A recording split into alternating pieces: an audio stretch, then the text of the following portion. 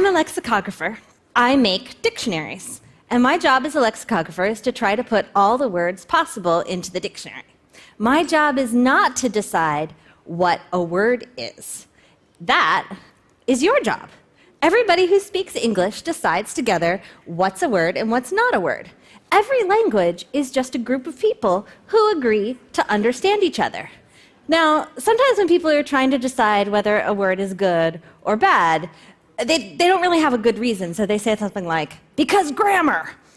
And I don't actually really care about grammar too much, don't tell anybody. But the word grammar, actually, there are two kinds of grammar. There's the kind of grammar that kind of lives inside your brain, and if you're a native speaker of a language or a good speaker of a language, it's the unconscious rules that you follow when you speak that language. And this is what you learn when you learn a language as a child. And here's an example. This is a wug, right? It's a wug. Now there is another one. There are two of these. There are two wugs. Exactly. You know how to make the plural of wugs. That rule lives in your brain. You never had to be taught this rule, you just understand it. This is an experiment that was invented by a professor at Boston College named Jean Berko Gleason back in 1958. So we've been talking about this for a long time. Now, these kinds of natural rules that exist in your brain, they're not like traffic laws. They're more like laws of nature. And nobody has to remind you to obey a law of nature, right? When you leave the house in the morning, your mom doesn't say, hey, honey, I think it's going to be cold, take a hoodie, don't forget to obey the law of gravity, right? Nobody says this.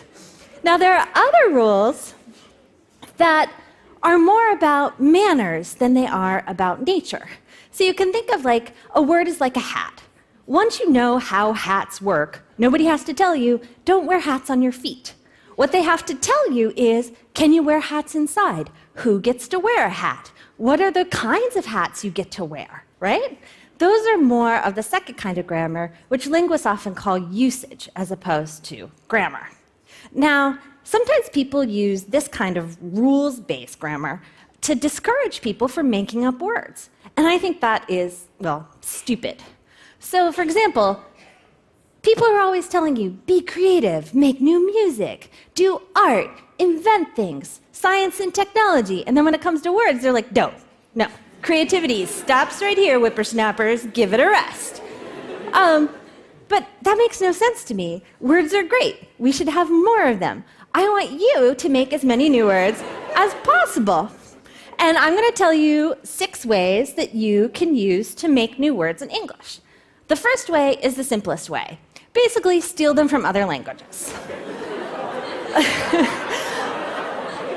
Linguists call this borrowing, but we never give the words back, so I'm just going to be honest and call it stealing.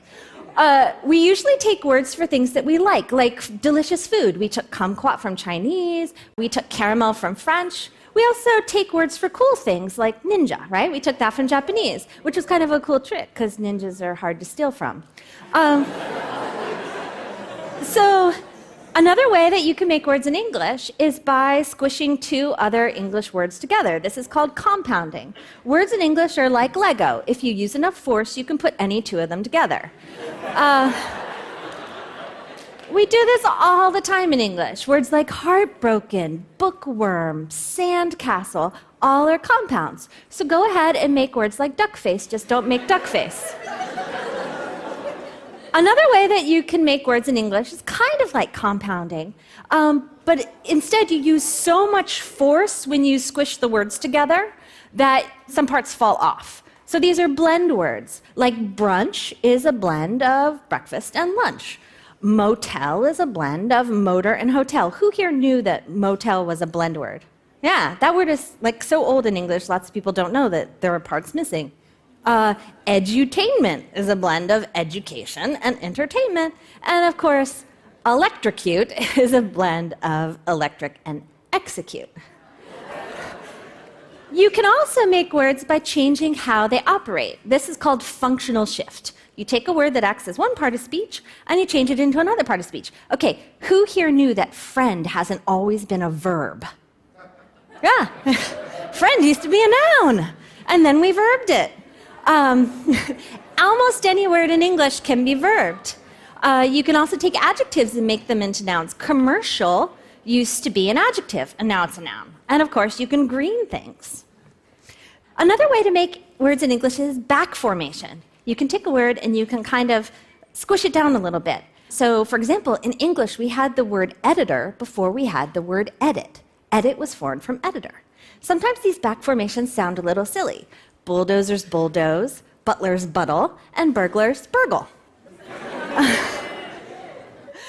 Another way to make words in English is to take the first letters of something and squish them together. So the National Aeronautics and Space Administration becomes NASA. And of course, you can do this with anything, OMG. So it doesn't matter how silly, the words are, they can be really good words of English. Absquatulate is a perfectly good word of English. Mugwump is a perfectly good word of English. So the words don't have to sound normal, they can sound really silly. Why should you make words? You should make words because every word is a chance to express your idea and get your meaning across. And new words grab people's attention. They get people to focus on what you're saying, and that gives you a better chance to get your meaning across.